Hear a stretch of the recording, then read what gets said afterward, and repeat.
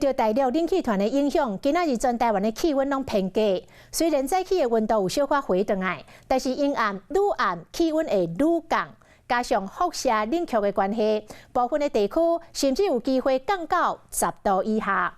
这个天气一个反大冷，不少民众拢会去浸温泉。专家嘛来提醒，这个浸温泉大约3分钟到5分钟，就要爬起来休困一下。温泉浸咧，若要起身，就要豆豆来，袂使伤紧。无恐惊这个温差伤大，身体会载袂调。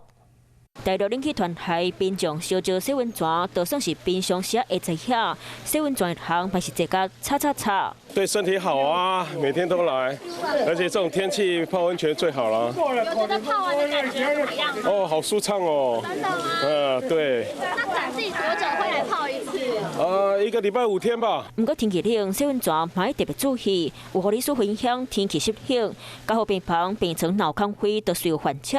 雄举起来过身的案例嘛比英国多。一个40-50岁男性，温泉洗刷前第5个出门，说雄高血压、脑血筋破去，脑出血死去。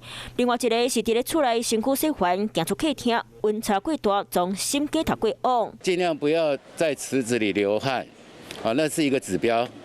流了汗就是大概够了，而且尤其这个温泉很酸，你泡太久对皮肤也是伤害。不管温度还是酸度都不适合泡太久。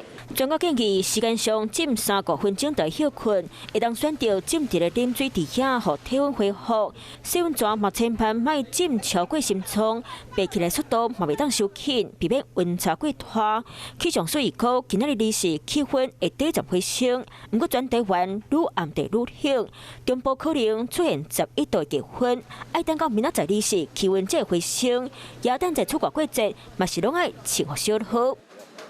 Hello， 我是蒋欣梅。想要抢先掌握最及时的新闻资讯吗？赶快订阅、按赞、开启小铃铛，锁定华视新闻 YouTube 频道。